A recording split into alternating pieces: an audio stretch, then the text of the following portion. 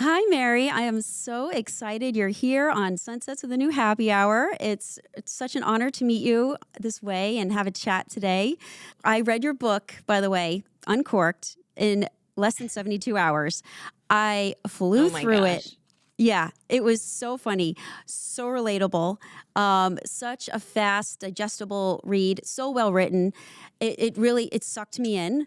And one of the things that really stood out about the book was this phrase that's attached to the synopsis: getting sober is one thing, staying sober is another. So, Mary, tell us, what did you not know about staying sober, especially now that you've got 4 years, 14 years in?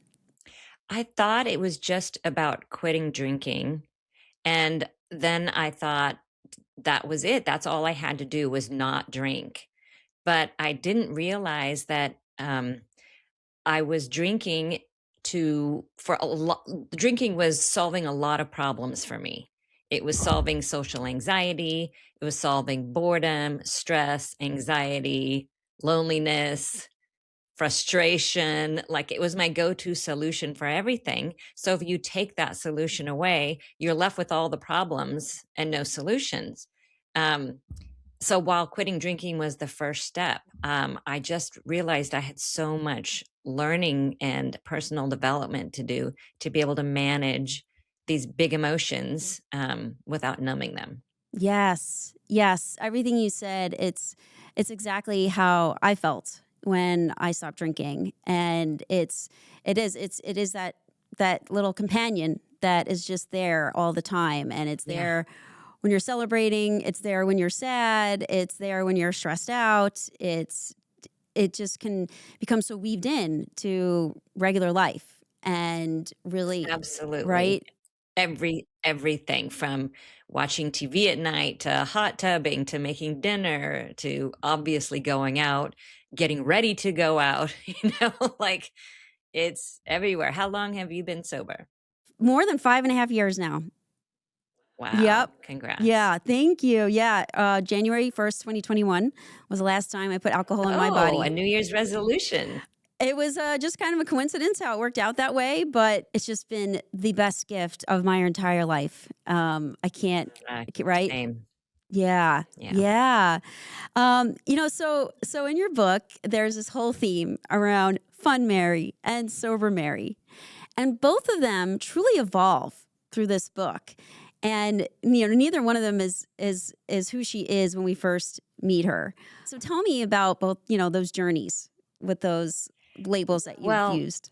this is all in retrospect now, right? Like, since I have stopped drinking and I've become more self-aware, I now realize that Fun Mary was born out of necessity from a high school girl who was super insecure, um, and who wanted to fit in with the in crowd, and really felt so self-conscious that I couldn't do that until I had my first Bacardi and Coke.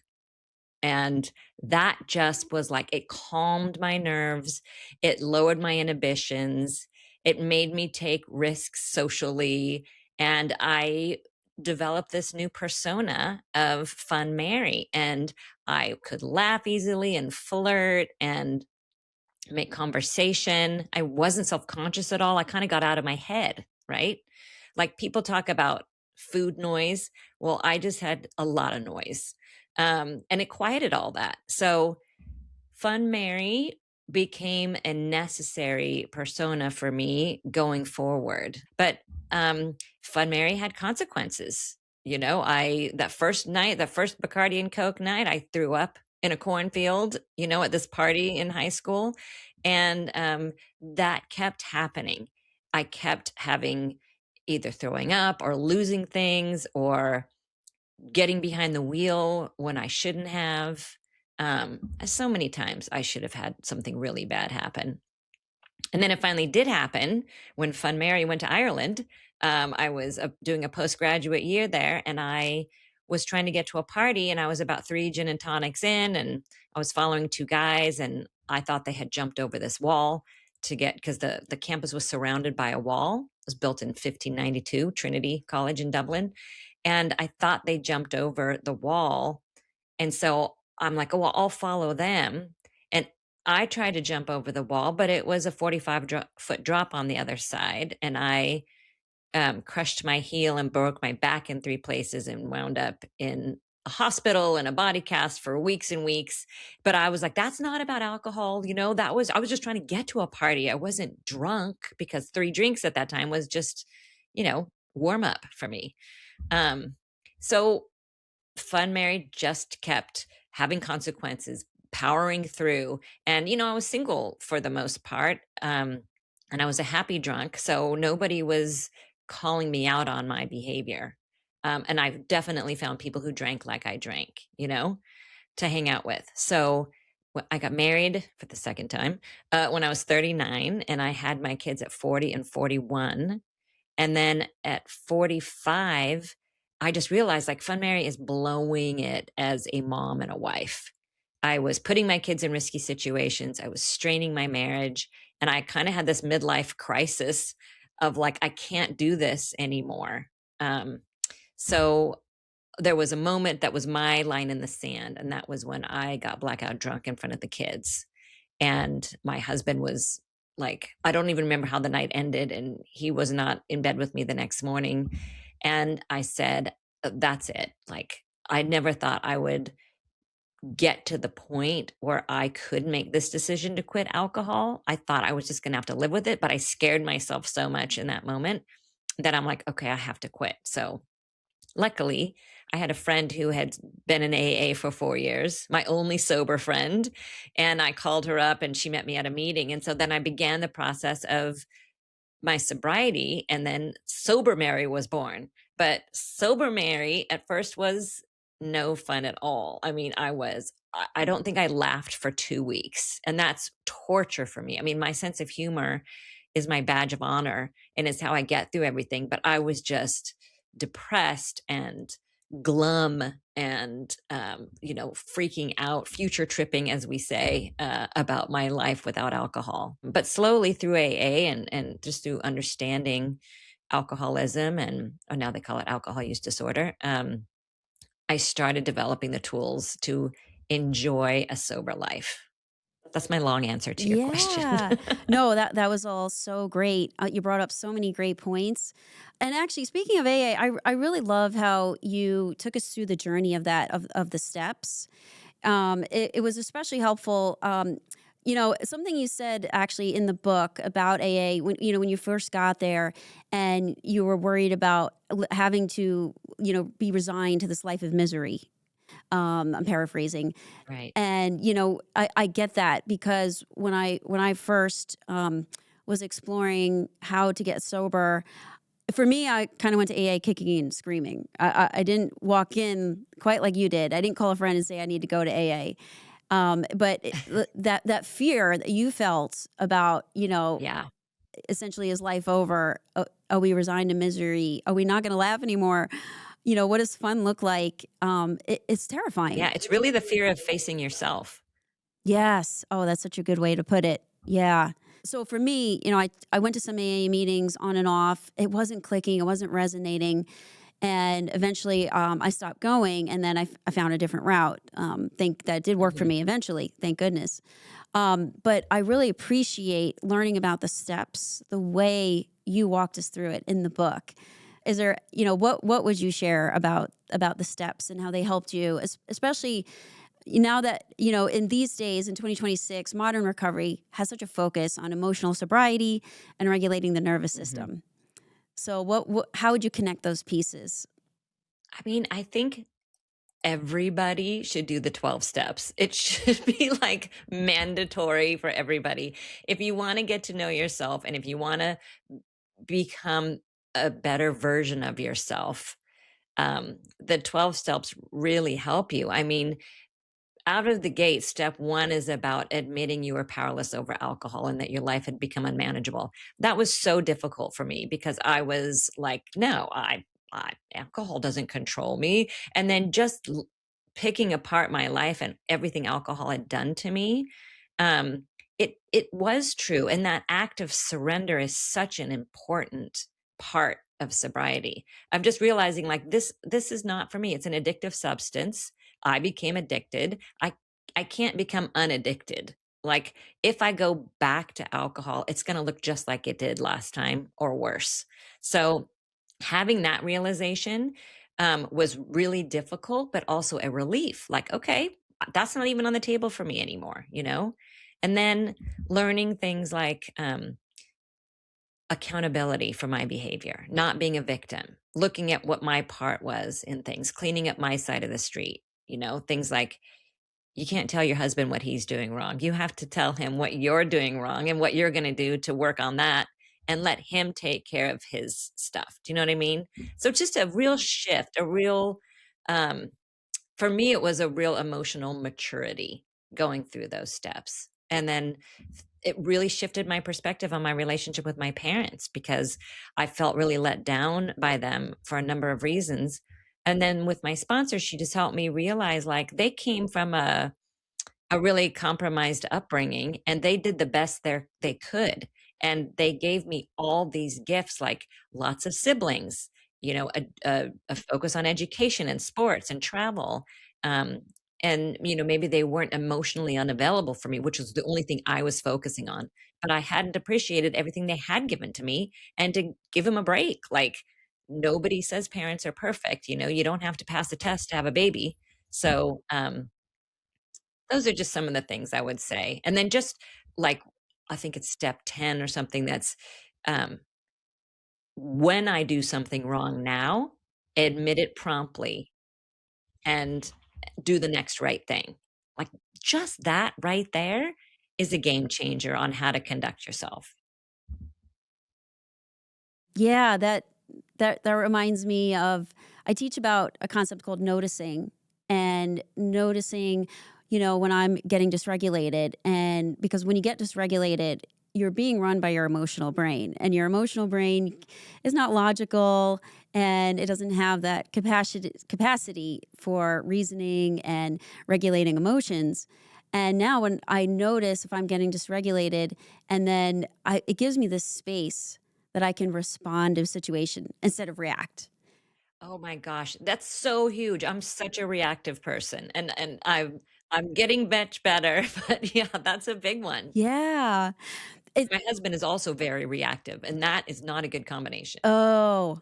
Well, you know what? It's a practice. And that It is. yeah, it's truly one of the most important skills I've ever learned in my entire life. I tell people I actually have superpowers now, like that, and that is such a one of the many You gifts of do. sobriety Yeah, is. and it's progress, not perfection, right? Oh, absolutely. Absolutely. And I think, one important lesson too, and is really around the sobriety journey is, yeah, we took the alcohol out. And like to your point, something you said earlier, like, oh, okay, now the real work begins, right? Yeah. You have to really dive into all these things that were, leading us to feel dysregulated, and, then reaching for alcohol to numb those feelings and kind of do that bypassing. And obviously everybody's story's a little different that way, but it's just yeah, just coming to terms with so much of that, and really it opens up so much healing. I feel like once the alcohol comes out. For sure, and it is it takes work, right? And knowledgeable guides. Yes, yes, absolutely. Aligning yourself with people who can really guide you through the process. Whether it's and I think a combination. AA, it's beautiful because it has community, and then they have the sponsorship program, and obviously, like I was saying, I didn't go down that route, but I was able to find those really incredible, mentors in my life. And I wouldn't Mhm. be sitting here today if I didn't have them. If I found finally an incredible therapist along my journey, and she taught me incredible skills around DBT therapy, which was a game changer. And finding my coach, who I eventually hired to help me with the nervous system piece, and teaching me about the noticing, and then that accountability, and then finding community. I was able to find a community. My therapist put together a nice group of women, and I was able to meet with. Oh, that's Oh great. my God, so lucky. And I feel like those three ingredients, it's like if you have that kind of, the therapy piece, and then I had Yeah, the mentor with the coach, and then the community. That's like the trifecta for this I journey. agree. That education part is so crucial. I mean, we're all social animals, so hopefully people are good at getting community, but the like when you and I were chatting over Instagram and you mentioned the regulating the nervous system, it just it's my eyes kind of perked up, like, tell me more, because, that is such a critical aspect to this. Yeah, when I finally found, the authors that were speaking about this, because, what AA was saying, what I was getting from AA at the time, it just wasn't helping. It wasn't moving the needle. But then I picked up the book by Annie Grace, This Naked Mind. Right. And Mhm. finally, things started to click a little bit in my brain. And there was like enough of a shift that once I found her book, it's like the floodgates opened. And I started to find all these other people. To me, I'm such a science nerd that if you give me the Yeah, science and explain what's happening in my brain, to me, it took so much of the shame away. right. And to be covered in shame the way I was, I couldn't get better. I couldn't stop drinking. I couldn't see a light at the end of the tunnel. And I was really just getting darker and darker about the thought of, like, I felt like, in those early days of my struggle, like I was being punished. You're taking my precious alcohol away. Yes, it totally felt like you were in the worst detention ever. Yes, yes. And then just that feeling of feeling othered, right? Like, why are we different all of a Yeah. sudden? And I know you're going to relate to this because it's such a powerful part of your book. You know, we have all these friends we've surrounded ourselves with who are, drinkers like us. And I could see, you were probably in a lot of ways like the ringleader of certain times, right? Yep, for sure. Which, I had the little happy hour play dates at my house because I was smart enough not to drink and drive, but I didn't mind making those other moms drink and drive over here with their kids. yeah, yeah. Just always wanting to lead those kinds of events. It was just so weaved into my social life that I was like taking charge always. I had to be the hostess with the mostest. I had to be, the party girl persona. And then all of a sudden I'm quote unquote not allowed to drink, but then all my friends are continuing to drink. And it was so confusing. So walk us through what it It's like was. stopping in a rushing river, right? You're like holding all your strength to stand still and everything is going past you and you're just like, "Oh, oh." Oh my gosh, that is such a good visual. Yeah, exactly. Exactly. So tell us about, how you had to really change your social life and what it was like what happened to those friendships that had been, centered around alcohol, and how did they change once you started to become sober Mary? Well, there were 2 layers of friendships. My kids were 4 and 5, and I had moved to a town, that had a good school district in order to raise a family. So I was making new friends in this town who I saw all the time because our kids went to school together. So I had that new-ish group of mom friends, and then I had my long-term friends from the different TV jobs and from college and what have you. So the longer term friends, when I told them, they were super supportive, but they didn't live in my town, so it didn't impact my day-to-day life. But the newer mom friends, it was really challenging because of my key mom friends were like, "You don't drink any more than we do." They weren't supportive. They might have tried to be supportive, but their whole messaging was like, "No, no, no, no, no. Like, that's not how this is gonna work. You're gonna keep drinking like we are for us to hang out together because we've got many years of motherhood ahead of us, sporting events and school events and fundraisers, and everybody knows you need to drink through those." So that was super difficult for me, especially because not only was I very social with the moms, but I took on leadership roles in, like, the PTA and that kinda stuff, and all those moms wanna do is drink, and I was one of them, so I would try when I finally got my act together, I just shifted what my social life looked like. So instead of going for happy hour, I would say, "Who wants to go on a hike?" We live near this beautiful open space. And so I could get moms out on a hike, you know? It took some effort and I lost some friendships along the way. Um, but then so happily, um, my son was in kindergarten the year I got sober. It was 2 weeks before he started kindergarten that I got sober, and there was maybe 25 kids in a kindergarten class, and I wound up seeing 3 or 4 other parents in AA, and I was like, "Oh my gosh, thank God," you know? Now I know I have the secret club that when we're at these events, I know they're not drinking. I know that in their tumbler of, you know, coffee, it's really coffee. Yeah. And I did have a little safe posse, you know, and then when we hosted parties, they were always on the invite list, and so there was you know, my kids got to grow up around a household that wasn't centered around alcohol, like the one I was in growing up. Yeah. Yeah. I was really happy for you that this happened right as your son was entering kindergarten when I read that, because it was like, oh, wow, she gets to have a clean slate. She gets to Yeah, really start over. And they don't obviously, remember. yeah. Yeah. Oh, that your children don't remember. My kids don't remember me as drunk mommy, you know, Yeah. so I got super lucky. Yes, yes. And there was something actually that you wrote in the book, something at a very early meeting that you went to or early in your journey, about how someone had mentioned to you that, wow, you're lucky you're getting sober now when your children are little. I waited till my kids were teens and slash college, and now there's a lot of resentment. And Yeah. that quote that really stood out to me. That line that was you had this kind of wow moment in the book. Why don't you tell us about that?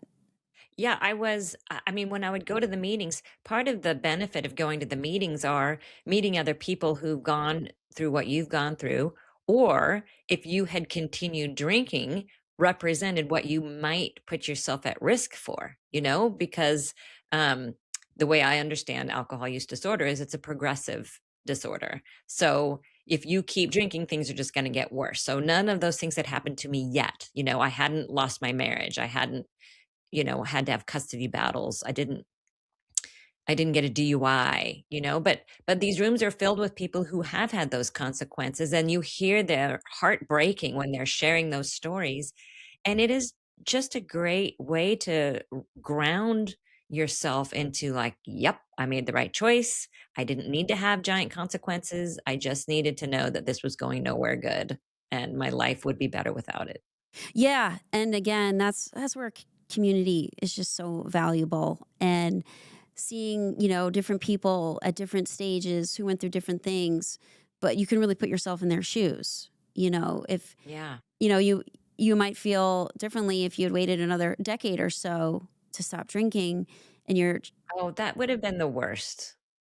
You know, I'm so glad. I mean, it took me a long time to quit, but I quit when I was ready, and that's how it is for people. And I'm so grateful that I didn't have to put myself, my husband, and my kids through any more years of that behavior. Yes. I know sometimes we can look back and say, "Oh god, I can't believe I drank for that long." I mean, I had alcohol in my life for 20 years. I know you had it for 30. Um, Yeah, but in a way, like, that was our journey, and we can't change the exactly. past. So it's like, okay, you know what? Like, every all of those choices did lead us both to where we are now. Yeah. And then, you know, I almost often wonder like, what if I had read that book by Annie Grace? What if I had become more educated? I kind of felt like I didn't want to know anything about alcohol. I didn't want to, it was like, just ignore it. La, la, la, la, la. Just keep drinking. Everything's fine. You can handle it. And I wonder now, like, and then when I joined AA, I thought you had to have quit drinking to join AA. So, you know, it didn't ever occur to me to go as an exploratory mission. I waited until I was done drinking and then went. But had I educated myself along the way, I wonder if it would have changed my trajectory. Um, but it's a pointless, you know, who cares? I did it. I quit. I stayed quit. So, yeah. and really that's why I'm so passionate about, this work and about sharing my journey so publicly and being so vocal. I'm just here to, I want to inspire people. I want to educate. I'm definitely not here to finger wag and tell people what to do. Right. Right. And Because people need to figure that out for themselves. exactly, exactly. But when we, You can offer them resources, but what is it? You can lead a horse to water, but you can't make them drink. right, In this case, you exactly. can't make them stop drinking. I remember reading the first sobriety memoir I read was called Drinking a Love Story.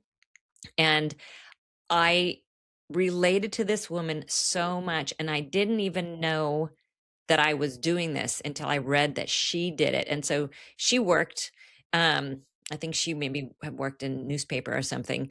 So she worked really hard and her little rabbit brain was super focused at work. That was one personality. And then she took that same energy to the bar and drank wine, that was that personality.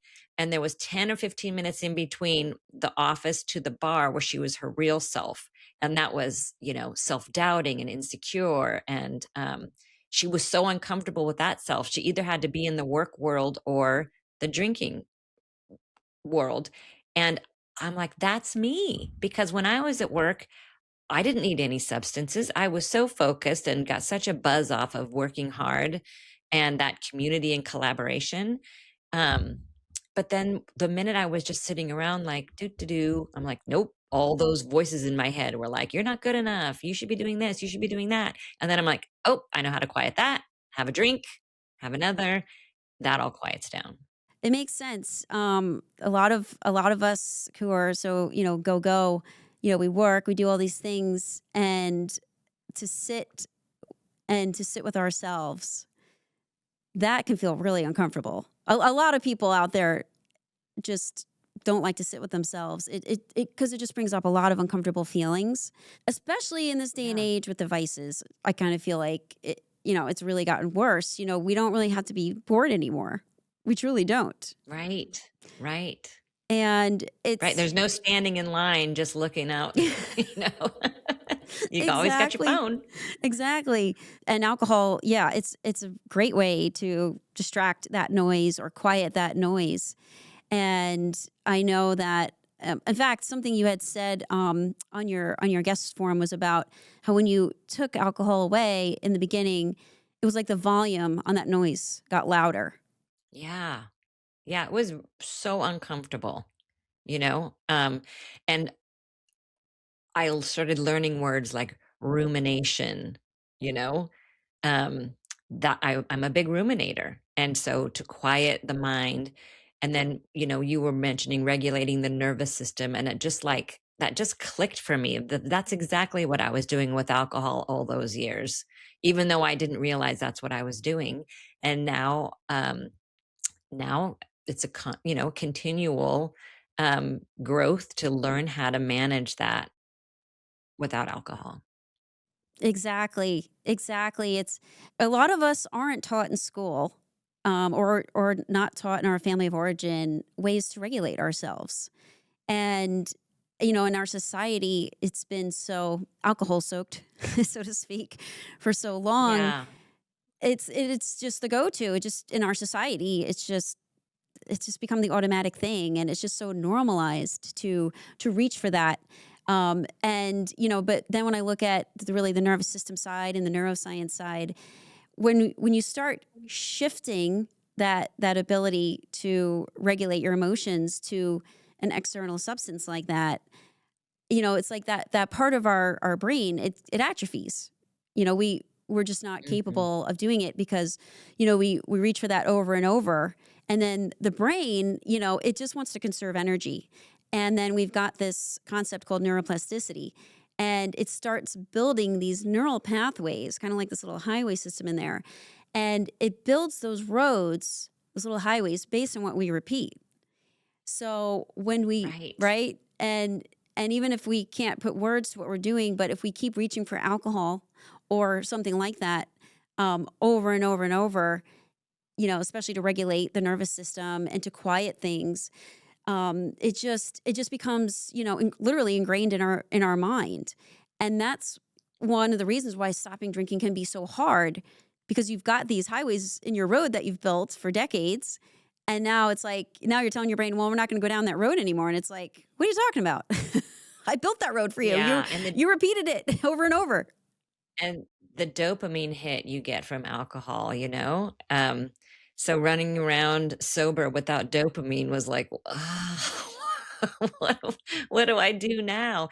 But it is amazing, and I do feel like a rat in a lab experiment, like, my brain was like, "Any problem, ding, alcohol will fix that. Ding, ding, ding," you know? I would have eaten the cheese on the trap and gotten smacked by the trap every time. So tell us more about your journey to becoming an author and what that process was like. Well, I always wanted to write. When I was little, I used to keep a diary until my siblings found it and told Michael Rose I had a crush on him in grade school. So I'm like, okay, I'm not going to journal anymore. But I worked in television, and so I wrote for other people's voices, like those shows on Food Network and HGTV that seem like they're all extemporaneous. You know, somebody's writing the scripts for those. That was me, and I was writing other people's voices, but I'm like, I want to tell my story in my voice. So I would take a creative writing class and personal essays. When I had the kids and they were 3 and 4, I said, I really want to quit my job and stay home with the kids and write. And I didn't know what I wanted to write yet, but I wanted to write. So a year later, I got sober. And then I'm like, I know what I'm going to write. Because I felt like that early sobriety was so dramatic, you know? And there were so many moments that were ridiculous enough that I just had to laugh at them, that I'm like, "Okay, I've got good material here." So I kept putting it away, and then the kids got into high school, and I was like, "Should I go back to work?" And I'm like, "No, you need to, this is your bucket list. You wanted to write a book your whole life. Ever since you read Harriet the Spy when you were 8 years old, like, you wanted to write a book." So I went back to college and got my Master of Fine Arts in Creative Writing from 2022 to 2024, and I finished my book there. And then, I found a publisher and got it published, last August in 2025. Yay! Congratulations. So many years of your heart and soul that you poured into this amazing work. I love that you had that little spark of intuition even before you got sober that you were gonna write. I love that. And I also wanted to say, like, I love sobriety memoirs, I've read so many, but when I started writing this book, they all seem to focus on the before story and glossed over the after, and I wanted my book to start, like, chapter 1 is my last drink, and then let's get sober and go through that. Um, because I didn't see that out there, and I also didn't see the alcoholic kind of hiding in plain sight. Like, if you and I met, you'd never know I had a drinking problem. It wasn't obvious in the external world, you know? And I think there's so many of us out there like that, who, it's really eating us alive inside, but we're putting on the good face and conducting ourselves like nothing's wrong. So I kinda wanted to appeal to that. Yeah, yeah, I love that. And in fact, when I hear you speak about that, like, oh, you would never know I had a problem if you had met me. And that's really, are you familiar with this term, the gray area? Yes. Yeah. So, that gray area, right? I'm a gray area drinking coach by trade. And Great. just as like a little quick definition around it, it's really this space in between what we consider a now and again drinker, just someone who drinks so rarely, it's just not really a big part of their life. And then an end stage drinker, someone who needs medical intervention. So basically, Right. then there's this big, wide gray area in the middle. And there are millions of drinkers in that Yeah. gray area. And, and yeah, the characteristics of a gray area drinker are from the outside, it doesn't really look like anything's wrong. It's more of that internal Right. dialogue. Right. Yeah. Right, and there's so many people who, if they don't suffer from this, they have somebody in their family who does or a friend who does, and I think we're used to, like, well, if I haven't hit bottom, if I haven't completely wrecked my life, then there's no reason for me to change my behavior, because you're not really clicking to the fact of like, you are ruining your life, you're at best, you're living a half life. Oh, exactly. Exactly. I think about that a lot. For me, I was in the gray area for most of the years that I drank, but those last few years when I had my struggle had gotten very severe, I was really edging out of the gray area into more of that end stage, and things got very scary and very dark. And now when I look back, I'm like, oh boy, like for me, it had to get that bad in order to really truly stop drinking. But Yeah. and then, and when I was in it, it was so hard to go through that, and I didn't understand, why me? Like, why am I being punished to I such a know. degree, I right? agree. I felt the same way. Yeah, but now I'm like, now I can look back and say I am so grateful. I clearly needed to go through such that dark time in my life to really kind of Yeah. light that fire. Because had I not, I think I would have continued to drink for many, many, many more years and live a half Mhm. life. Exactly what you Yeah. just said. So, and I think getting Yeah. this awareness out there through your book, through, this podcast, through this big, wide, huge sober movement that's going on now, it's like you don't have to let your life get off the rails. If it's just not serving you, if you're just not living your best life, that's enough of a reason to make a change. I really believe, and it's hard to know that before you quit. It took a real leap of faith for me to quit because you don't know what life is gonna feel like on the other side. All you can imagine is the bad stuff. Um, but waking up Saturday, Sunday mornings without a hangover, I mean, that's golden. Being able to notice things like sunsets, like you mentioned, and really appreciating.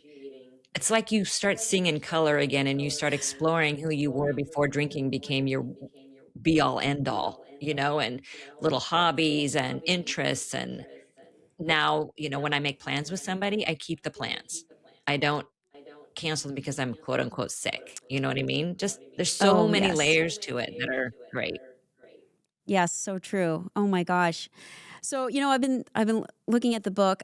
First of all, between the title and the cover, I just love it. And I think the title is so clever, and it's the picture, the beautiful picture. It has so much meaning. I really would love to explore both of those with you. Oh, I'm so grateful. Thank you. Okay, so the title, I first it was going to be corked because when you cork the wine, it means you're done drinking for the night, or when the wine is corked, the wine has gone bad. But that felt like it was just focusing on the negative. So, uncorked is more about what you uncork when you stop drinking, like uncorking your real self and the reasons why you drank and uncorking a new life. So, that's how the title came.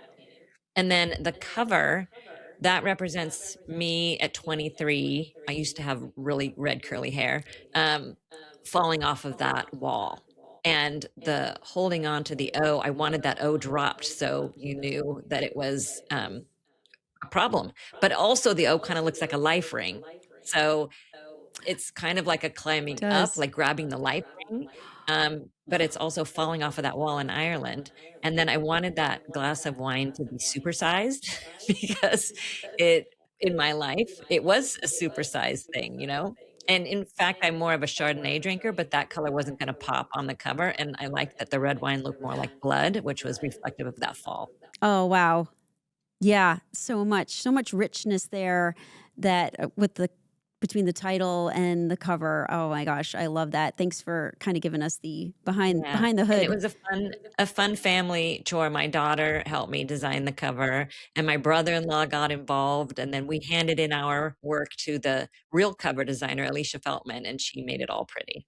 Oh, I love it. So one big theme that you write about in your book, and I'm sure a lot of women can relate to this, that huge transition from single working woman to then wife and mother and then stay at home mom. I mean, you had such a Yes, dramatic shift there. Tell us what I refer about. to as the witness protection program. Yeah. Well, partially because I got a late start, I was a single working woman until I was well, I had that one quick marriage from 35 to 36, but it really didn't change anything. He was a very busy person and was gone a lot. So, effectively, I was a single working woman for so long that and living in San Francisco, in part because I did not wanna drink and drive. Like, I would never move out of the city because then what would I do, right? I couldn't afford a taxi if I lived a half an hour outside the city. And I loved the hubbub and just the no consequences of like, drink too much, take a taxi, no problem. I was probably considered a workaholic only because like I didn't want to be alone. So I would work until people were ready to go out and do something fun. And then rinse, repeat, rinse, repeat. And then the weekends were all about partying and recovering, partying and recovering. And I was always on the hunt for my mate, right? So I was never going to sit home. I was always going to be out looking for my next romance. And then when I found the good husband, number two, and we got married, and I was almost 40, and we're like, we need to pop out some kids fast. And I did not want to raise kids in San Francisco, and neither did he. So we did move to Marin County. And I was panicked, like, what am I going to do about my drinking? Because I can't drink and drive out there. But luckily, I was pregnant by the time we moved. So that kind of took care of itself, and then I had back-to-back pregnancies. My kids were only 12 months apart because I was a producer, I like to get stuff done, and, so those couple of years was taken up with pregnancy and breastfeeding, but then the drinking moved to the house. So every night I would have wine. As soon as the kids got fussy around 4:30 or 5 o'clock, I'd be like, "That's my cue, let's have some wine." Um, and I would be like, "I'm just gonna have a glass." And then, "Oh, you know what? I deserve a second glass. They're really fussy," or what have you. And then they'd go to bed, and I'd be like, "Okay, now I get to sit down and watch my shows." And, I would have another glass and some Cheez-Its. So on the weekdays, I'm like, "I don't really have a problem. I can drink 2 or 3 glasses of wine and put the bottle away." I never drink a whole bottle. That was my, like, litmus test that I didn't have a problem, that I didn't drink a whole bottle on the weeknights. But I never went without a glass. Like, I would say, "Well, you just don't need it tonight." But then I would, like, see my hand pouring, the wine. Um, and on the weekends, I was still binge drinking whenever we got a babysitter and went out. So, it was a recipe for disaster. Little kids and heavy drinking do not mix. Yes. And I kind of feel like since probably about the early 2000s, there really has been this shift around this concept of mommy wine culture and the way that women are marketed to. It's really shifted So around much 2000. so. Yeah, the pinking of the alcohol industry, like, "You deserve a glass of wine," it doesn't seem like women can get together without wine, and then COVID hit, and oh my lord, everybody was drinking. They were day drinking in their pajamas, homeschooling their kids, and I was like it was a real test to my sobriety. I kind of feel like during COVID, yeah, bringing up COVID is really, really interesting. So many people either it was like there was a fork in the road with a lot of people. Some people Right. really leaned in to the memes they were seeing and got the Zoom tablet open at 9 a.m. and then by 9:15 started drinking. Or Yeah. some people actually was an opportunity to get sober. Well, for me, my anxiety was so elevated during COVID. My husband's work shut down. We were a sole income family. My kids were in middle school and having to Zoom school, and they were bouncing off the walls and they wanted to see their friends. And I was the gatekeeper. So they were so mad at me. And my husband was around the house all the time and he was so stressed out about our finances. And I was absorbing all this stress. And then my friend in the book who was in AA before me, she chose COVID to go back to drinking. And I was like, my head exploded. I'm like, "Well, if she can do it, why can't I do it? It would make everything so much easier." And then ironically, it was my group of local mom friends who had only known me sober, we were on a hike, a distance hike, and they're like, "No, Mary, you can't do that. You've come too far. You're not gonna go back to drinking." And I'm like, "Okay, you're right." So it kinda helped me re-own my sobriety, you know? Yeah. Do you feel like you had to really lean into a lot of those tools to help you feel more regulated, more grounded during that time then? I had to take it up a notch. I saw a psychiatrist because I was so stressed. I like, you know, having trouble breathing. So I did learn breathing techniques and he actually told me before I put you on any medication, I want you to get a blood pressure cuff and I want you to um, take your blood pressure and then I want you to stop drinking coffee for 2 weeks and take your blood pressure again. And sure enough, the coffee was making it so much worse, and I'm like, "Don't make me give up my coffee. I gave up alcohol. Please don't take the coffee." Um, but I quit the coffee and did the breathing, started doing jigsaw puzzles, taking longer walks with the dog, and everything kinda calmed down. Oh, wow. So you still not drinking coffee? Well, here's the funny thing.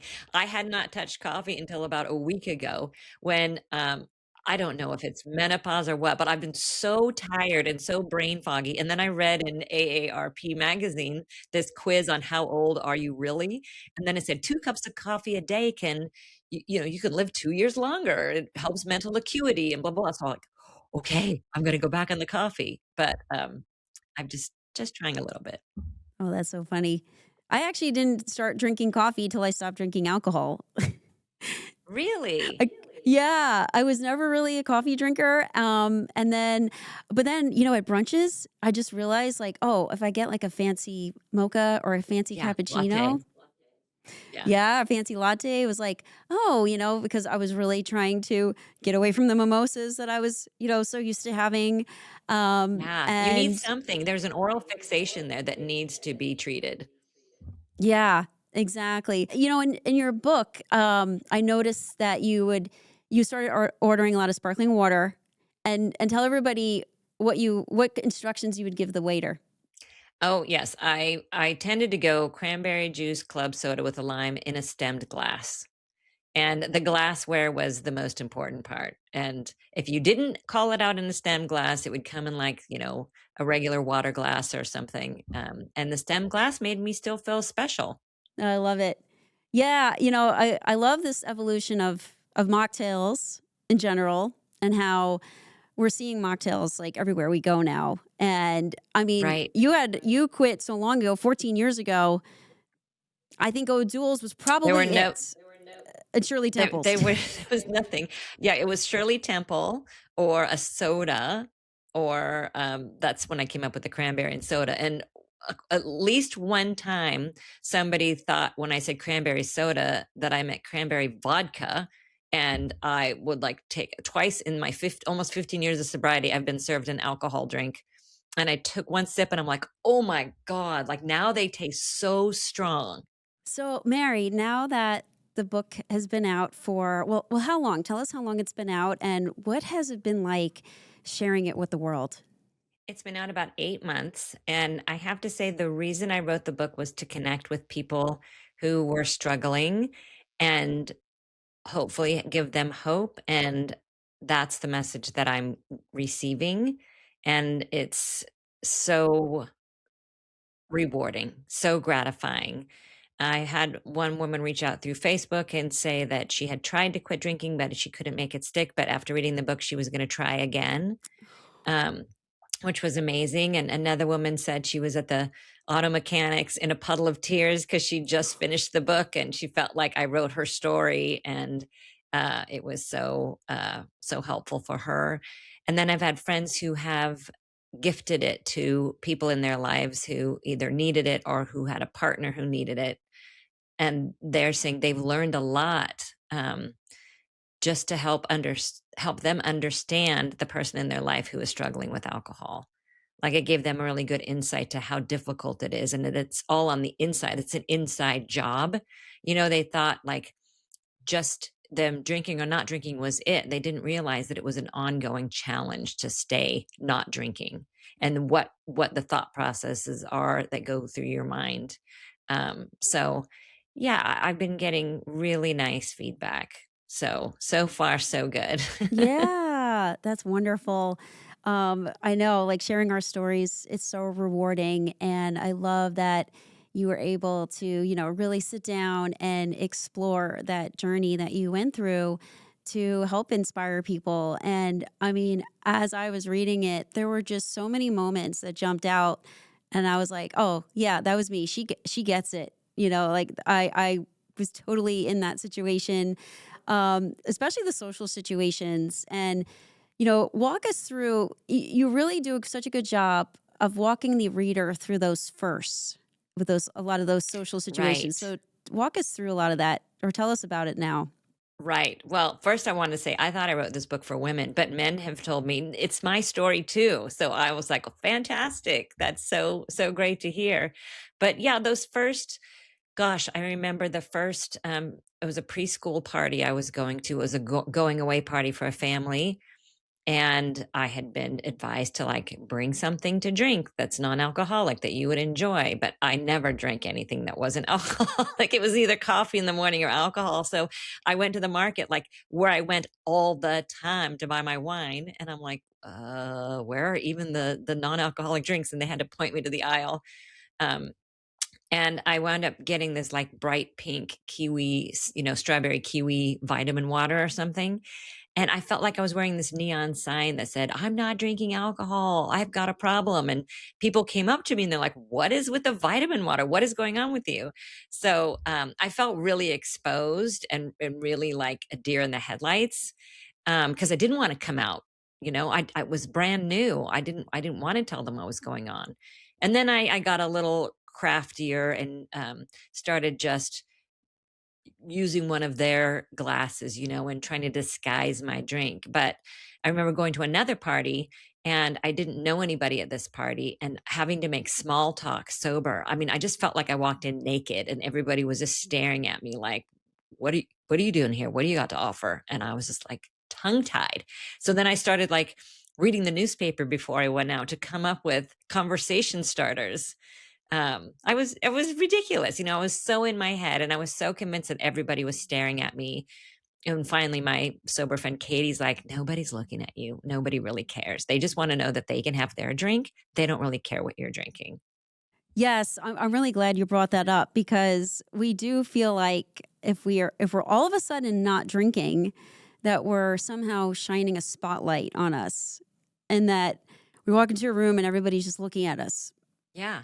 And the people who do shine a spotlight on you probably are struggling with their own relationship with alcohol Yeah, I totally, I because nobody else is thinking about it. yeah, I totally agree. It does it because it's like this projection, and it's kind of holding up a Yeah. mirror, and some people are really uncomfortable with that, and especially one thing that you realized with some of your friends was they just they were you had these friendships who you thought were solid, and then you told them you stopped drinking, and then you were kind of surprised at how some of those friendships went.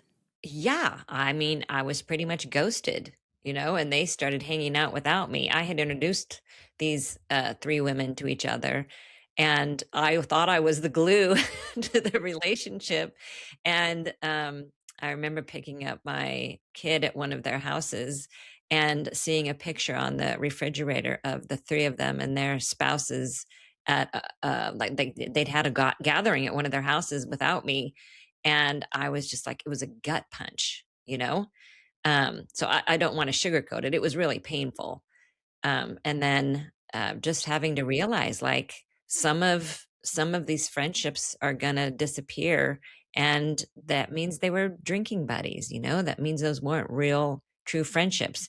One of the women and I did reconnect and were able to have a real honest conversation. And she admitted they'd handled things really poorly. They just didn't know what to do. They felt like they couldn't drink in front of me, but they wanted to drink. And then I admitted, like, I wasn't about to let anybody in on how hurt I was. I didn't grow up in a family that talked about feelings or were vulnerable with each other. So that took some growth on my part to say that really hurt, that devastated me. And but that was a trusted friend that I knew had legs. She was more than a drinking buddy. But that took years before we had that moment. Yeah, I can definitely relate to the friendships and how they shift and all these different friends groups and that feeling of FOMO. It's so Yes. unbelievably painful. And Yeah. we were talking about COVID for a little bit earlier. It's like COVID was actually really helpful for me because my drinking really escalated around 2017, 18, and 19. And then heading into 20, I actually started to do a bit better right before shutdown happened. And then when shutdown happened, I was actually so incredibly relieved because I thought, oh my gosh, I no longer have to either be the one who's sitting there drinking, iced tea like a loser in the corner while everybody's throwing back the Yeah. wine and cocktails like I used to do Yeah. and feeling that pain because the cravings were so incredibly strong, you know, And the disconnection. and and the disconnection. Exactly. And Yeah. feeling so left out. And then, or sitting at home, not being included in the plans, and then seeing those pictures at a later date and Yeah. the pain of that. It takes you right back to high school, right? Like it took me right back to that girl, that 15-year-old girl who I was before I started drinking, that had FOMO, that didn't feel like she fit in with the in crowd, that was sitting at home waiting for that phone call to go out. It just took me right back there. Yeah. And I think one of the things that it sounds like we've both learned, and I think this is really resonant of a sobriety journey, is that sometimes certain friends are only there for a certain chapter of your life, and it's Right. okay. Right. Right. Yeah. I think, in retrospect, how much of my hurt was about the feeling of being rejected and how much of it was really missing the company of that particular person.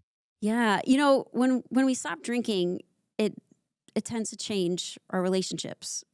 But if we were to change our diet, if we suddenly stopped eating meat or gluten or dairy, it doesn't impact friendships. Why do you think alcohol has that effect?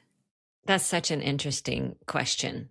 I think we drank alcohol to change the way we feel, and it gave us things like it. I think it made us feel bonded and connected to people who maybe if we weren't drinking, we wouldn't be so bonded and connected to them for good reason. Um, so I feel like it changed my relationships for the better with the people who were truly in my life for the right reason. That sounds like The Bachelorette talking. But no, like with my relationship with my husband and my close long-term friends, um, I was just able to be more myself and be more honest with them, and they were able to be more honest with me, and we wound up having deeper conversations and getting closer. And then the friends who were the drinking buddies, um, we got farther apart. It's pretty simple. Yeah. And now, though, I would say that's in the beginning. Now I can pretty much weave in and out of parties, um, without anybody taking notice. And it's not an issue anymore. I don't feel like I have to tell my whole story. Like I used to feel like I had to give them the full truth if they asked why I wasn't drinking. And now I have perspective. Like you're at a party, nobody cares. Just tell them you're not drinking and move on, and they will have moved on. Yeah.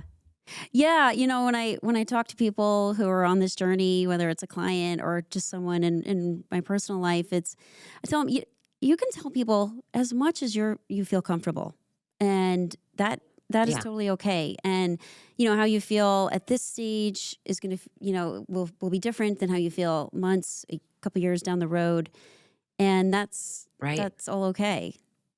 And it depends on who you're talking to. If you feel like you have a receptive audience and a kind listener, it might turn into be a great conversation. Everybody's holding on to something, you just don't know what it is. So, why do you think there is so much judgment around, when an individual stops drinking and we feel like we're going to be judged? Where do you think that's coming from? And what was your experience with that? I mean, it's it's an interesting journey because it's hard to just tell somebody you've quit drinking without them wanting to know why. What happened? Did something happen? Did you do it by yourself? Did you get help? And you feel like every answer you give, they're going to sit there and keep their little scorecard and judge you and walk away thinking about you differently. And that's a lot to take on for somebody who's navigating new sobriety, right? Yeah, but it's not the same if we quit other things, right? Right, right. I think everybody's looking at you as a litmus test to themselves. Like, okay, if how much did she drink? How often? How much do I drink? How often do I need to quit? Do I think less of her because she has a problem? Do I think less of her because she's open about having a problem? Like, I used to get more embarrassed saying that I went to AA than I was being a drunken party guest.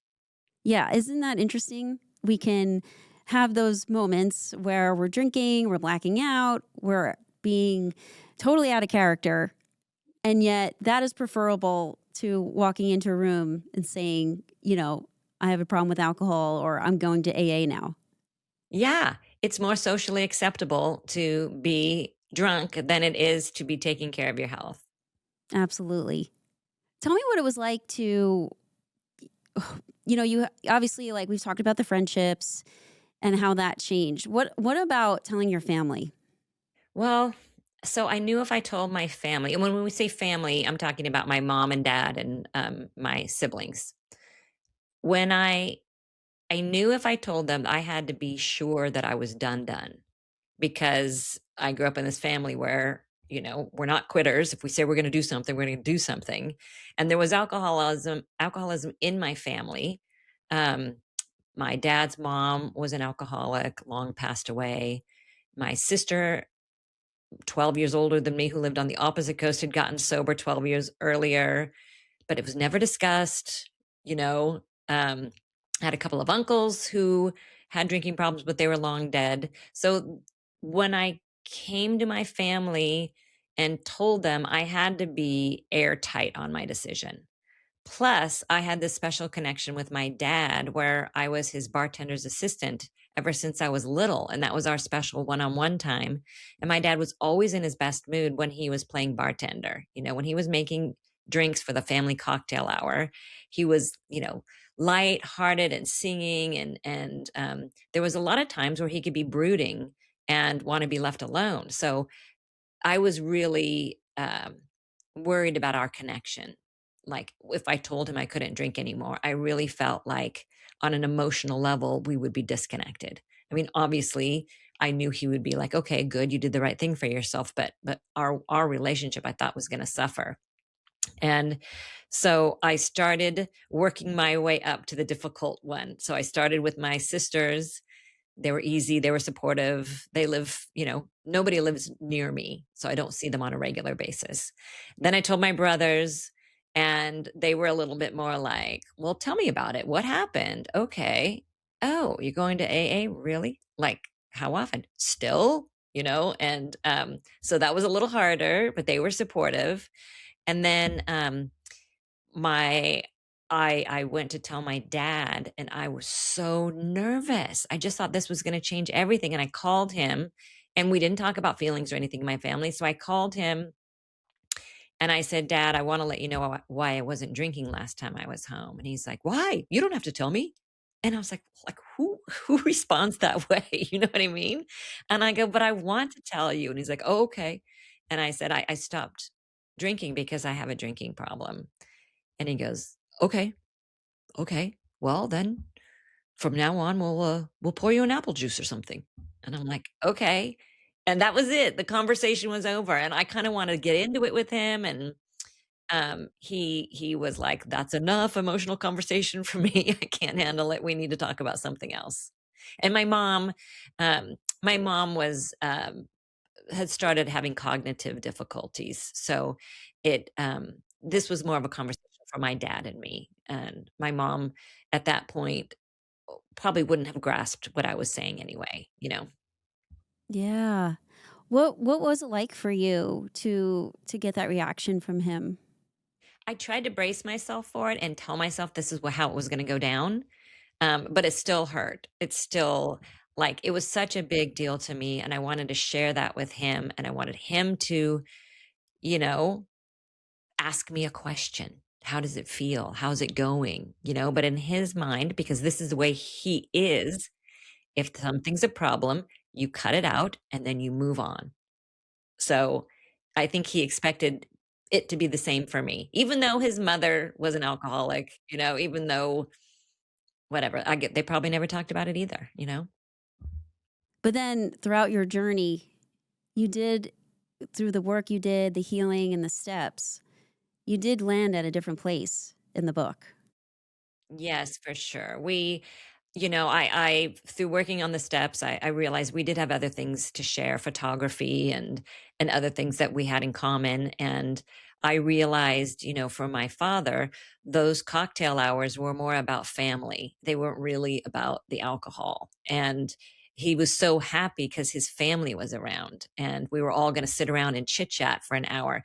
Nothing deep, nothing emotional. We were going to talk about the light stuff, but what's what lit him up. So yeah, I had a change of perspective, and then I felt like everything had healed, and that was part of the 12 steps works. The good news around this is that there is a generational shift happening around Gen Z and millennials, and how Yes. Gen Z just drinks like a fraction of what millennials were drinking. What do you think they may have figured out with this younger generation around drinking?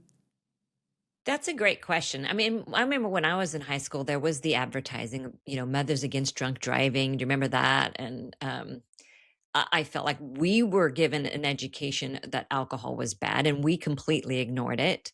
Um, Nowadays, I think kids are much more psychologically sophisticated than we were. Like, I think they are getting the language now on regulating their nervous system, checking in with themselves, finding out what's going on with them.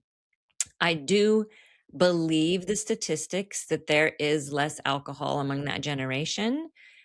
I also think that in certain like college life and this and that, I think there's a lot of drinking still going on. I think there's a lot of weed still going on and microdosing mushrooms still going on. So I don't think we're out of the woods in that department, but I am really grateful to see the statistics going down for sure. Yeah. Yeah, it is a complicated picture because drinking is going down, but they are considered the anxious generation. And yeah, Right. the mental health charts have been seeing such a huge shift. The numbers have gone quite the wrong way, unfortunately, with that generation, and they are definitely reaching. It's the damn phones. It's a lot of the phones. It's the phones, devices, social media, just spending more time, indoors, not as much time outdoors playing. I kind of feel like I was the last generation who was like jumping on their bike as a kid and running outside. And I surprised myself as a parent in my parenting around devices. Like, I was very strict around devices, but I'm like, you want your girlfriend to sleep over? Go ahead. Like, go have real relationships. Go make mistakes. Get out there and live your life in real life with real human beings. But I remember my son when he was 16 saying, I'm the last person who has screen time limits on their phone. And I had put in these blocks so he couldn't access porn or anything too. And he's like, you're the strictest parent. And I'm like, oh my gosh, I used to say that about my parents. Like, I'm the same parent. But he's almost 20 now, and he thanked me recently that he thinks that some of his friends are so addicted to their phones because they just didn't have any boundaries put in place when they were younger. yes, yes, that's actually what the data is saying. That now that these kids are getting older and they're heading into adulthood, the ones that did have the stricter parents like yourself, they are grateful. I've been hearing that story a lot. So you definitely did the right thing. I know it's so painful to have to do that in the moment when you've got this teenager in front of you. Parenting is hard no matter how you look at it. There's always hard parts, you know? But now we went out to dinner with a bunch of my kids' friends and parents. We'd all played like this big pickleball tournament, and we sat down at a Mexican restaurant, and all the kids threw their phones in the middle of the table on a basket, and they told the parents to put their phones in the basket, and I'm like, "What? Okay." Yeah, I'm just so grateful that times are changing, things are shifting. You know, for the woman who's listening who isn't ready to quit, but she knows something is off, what do you think is just the smallest honest move she can make this week? I think it has gotten so much easier now to make little tiny moves. Like if you're on Instagram or Facebook, you can get on there just using your phone and start introducing yourself to sober influencers or support groups or what have you. And you don't even have to stop drinking yet. Just reach out and educate yourself. Read a book like Annie Grace's Naked Mind and start learning about alcoholism, and then just start noticing, like just be aware, maybe journal about it. You know how some people keep a food journal, like keep an alcohol journal. There's just little ways you can start thinking about it and becoming more self-aware of it. And that's the advice I would have given to myself when I was going through all those years of like, there's nothing I can do. It's quit or no quit. And so I'm not ready to quit. So there's nothing else I can do, you know? Yeah. No, I love that. Also, be honest with your therapist. Like, Yeah. I was never honest with my therapist about drinking. I would kind of hem and haw about it, and they'd be like, "Okay, well, just have a glass of water between drinks, and try and limit yourself to 3." And I would nod, knowing I wasn't, I would start off with that drink of water between drinks, and I'm like, "Well, this is taking too long." And then I would just knock them back. Oh yeah. Oh yeah. I mean those forms at the doctor's office. I mean, the way I, Yeah. when it came to writing it down in paper and having that accountability, that number always got fudged. It was always, what I think it was more of what I thought they wanted to hear, not. Right. Like, what's the number I can get away with? But, like, who counts their drinks on the weekends when you're binge drinking? That's the whole point, Right, is you lose count. right. I love what you said though about making those small shifts if people are, questioning their drinking. And I love this movement around sober curiosity. I love that sober curious is even a word now in the lexicon. I think Yeah, it's really exciting. I agree, and, I think I remember, like, I couldn't give somebody the advice of like, "Well, just try drinking fewer days or try drinking less," because I couldn't do that, right? But had I thought to journal about it and just be like, "Okay, it's 5 o'clock. I really wish I couldn't I really wish I wouldn't have a drink right now, but I'm gonna have a drink right now, but it's making me feel kinda crappy about myself." Like, writing that stuff down just helps bring awareness to, um, what's going on with you. Yeah, I think that's so important. Education, like you said, picking up a book, Annie Grace's book, your book. Um, Thank you. Yeah, noticing, self-awareness, all of that. It's so important. I think, yeah, out of all the takeaways, that is probably one of the most important ones. And also maybe buffing up your activities that don't revolve around drinking. Start building a life that you can live and enjoy without drinking. So, what does life at 45 plus sober actually look like that you wish someone had told you before you stopped? To be honest, 45 plus almost 15 equals I'm 60 years old. And what I wish somebody had told me was I would learn to enjoy my own company all alone in my house, which I didn't think was possible. um, that I don't have FOMO anymore. In fact, I am psyched when I'm like, no, I can't go. Why? I don't want to, you know? Um, there's a contentment that I feel now that I never felt when I was drinking. And there's a satisfaction that I'm in control of my mistakes. I'm not making mistakes by accident because I was drunk, so I'm making fewer mistakes. But when I do make them, I can look myself squarely in the mirror and say, "You screwed up. All right, how do we fix this? And how do we avoid that next time?" Like everything is simpler, you know? And you will have, like, I used to be the more the merrier. Now I am, let's have a nice dinner party sized group of people and really have intimate conversations with them and connect with them on an authentic level. It's so much more rewarding than seeing that same person at a party and having the same 30-second conversation and knocking back your drinks and not remembering anything they just said or what their name is, you know? Oh, I love that. Yes, everything you shared about, being happy and content with yourself and making those connections and having those maybe smaller, more intimate gatherings where you can really go deep. I love that. Well, Mary, thank you so much for coming on the show today. It was so amazing to chat with you and to sit with your book and to fly through it the way I did. It's so funny and it's so resonant. And I know people are just going to absolutely love it. And I just want to thank you so Thank you, much. thank you, thank you. I'm so grateful that we got a chance to chat live, and I'm looking forward to keeping up with you and the gray area coaching. And the Yay. sunsets are the new happy hour. That's right. Thank you. I'm going to think of you every sunset now, Kristen. Oh, I love that. I get that a lot. That's like the best compliment ever. Oh, thank you so much, Mary. Till next time.